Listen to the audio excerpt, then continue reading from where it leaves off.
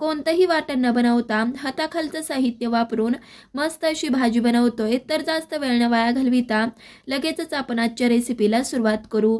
तर त्यासाठी इथे मी काय केलं, 4 काटेरे वांगे घेतले, त्याचबरोबर मध्यम आकाराचा एक बटाटा घ्यायचा आहे।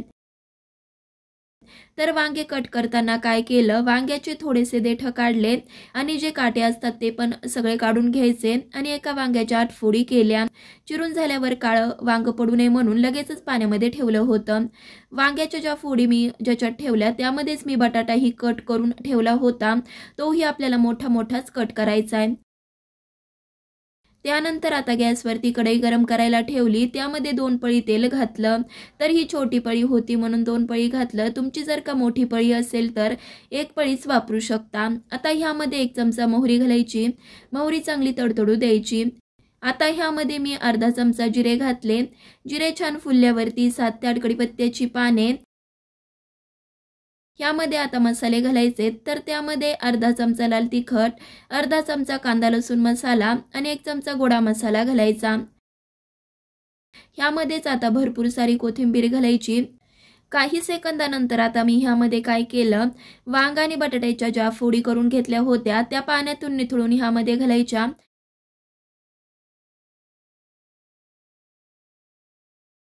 आणि फोडणीमध्ये आपल्याला 4 ते 5 मिनिटांसाठी परतवून घ्यायचं।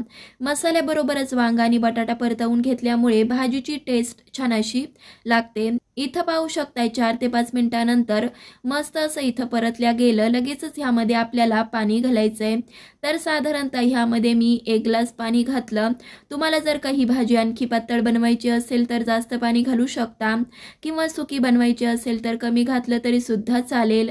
आता ह्यामध्ये पाव चमचा हळद घातली, 1 चमचा कुटलेले धने घालायचे, तुमच्याकडे जर धने पावडर असेल तरी सुद्धा वापरू शकता।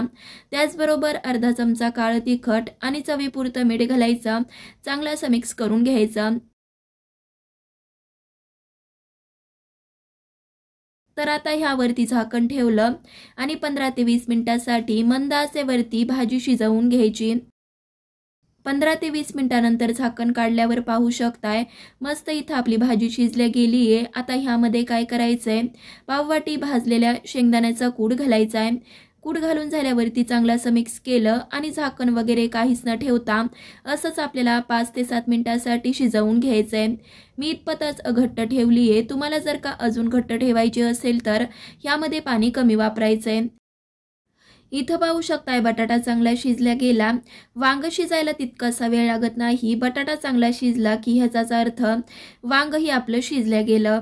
आता आपण 5 ते 7 मिनिटांनंतर पाहू शकताय मस्त अशी कोणतंही वाटण न बनवता लग्नाच्या पंक्तीत मिळते तशी वांग बटाट्याची रस्सा भाजी तयार झाली। तर ही भाजी तुम्ही पुरी, चपाती, भात कशासोबतही खाऊ शकता। ही भाजी बनवताना अजिबात कोणतंही वाटण आपण बनवलं नाहीये, त्यामुळे झटकीपट बनते। सकाळच्या घाईगडबडीमध्ये बेस्ट असणारी ही भाजी तुम्ही एकदा घरी नक्कीच बनवा। कशी वाटली कमेंट करून सांगा। अजूनही चॅनलला सबस्क्राईब केलं नसेल तर नक्की सबस्क्राईब करा।